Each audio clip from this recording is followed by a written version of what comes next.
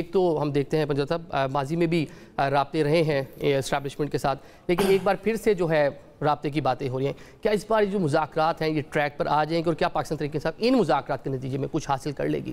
سب سے پہلی بات یہ ہے کہ عمران خان صاحب کا دو ٹوک موقف ہے کہ کسی صورت بھی وہ ڈیل نہیں کریں گے. ایک تاثر دیا جا رہا ہے کہ عمران خان صاحب جو ہے وہ ڈیل مانگ رہے ہیں، عمران خان صاحب معافی مانگ رہے ہیں. ایک پروگرام کے اندر میں بیٹھا ہوا تھا اور ایک نون لیگ کے رہنما تھے، انہوں نے کہا جی کہ انہوں نے گڑ گڑا کر منتیں ترلے کی ہے. وہ کہتے ہیں کہ کسی صورت جو ہے وہ میرے بات چیت کروائی اور مجھے باہر نکالیے. میں نے کہا کوئی ایسی سٹیٹمنٹ؟ کہتے ہیں اعظم سواتی نے بولا. میں نے کہا دکھائیے.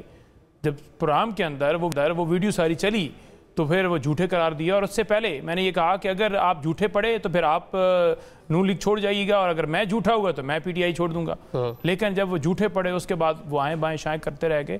تو عمران خان نے ڈیل کو مسترد کیا ہے.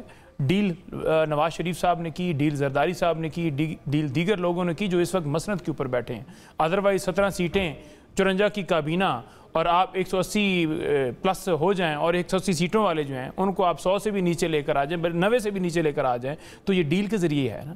عمران خان آج اگر الیکشن بھی نہیں لڑ سکے، آج ڈیالہ جیل کے اندر ہیں، تو انہوں نے تمام ڈیلوں کو مسترد کیا. انہوں نے کہا کہ میں اپنے اصولوں پر کھڑا، میں اس ملک کی خاطر لڑ رہا ہوں، میں آزاد خارجہ پالیسی چاہتا ہوں، میں آپ آزاد چاہتا ہوں، میں رول آف لا چاہتا ہوں. دوسری طرف جو نے راستہ اختیار کیا ڈیل والا، وہ ساری چیزوں پر کمپرومائز کر کے جو دوبارہ بات ہوگی جو رابطہ ہوگا صاحب، تو وہ کسی نہ کچھ لو یا کچھ دو کی بنیاد پہ ہوگا نا. ایسے نہیں کہ پاکستان تحریک انصاف جو مطالبات ہیں منوان قبول تو نہیں کر لیے جائیں گے. دیکھیں ہم یہ کسی صورت کمپرومائز نہیں کریں گے. سالمیت کے اوپر، خودداری کے اوپر، آزاد خارجہ پالیسی کے اوپر، رول آف لا کے اوپر، فری اینڈ فیئر الیکشنز کے اوپر، 9 مئی کی جوڈیشل کمیشن ہونا چاہیے، 26 پہ جوڈیشل کمیشن ہونا چاہیے. پاکستان کے لوگوں کو انصاف ملنا چاہیے. معیشت پاکستان کی تب ٹھیک ہو سکتی جب آپ کے ملک میں قانون ہوگا.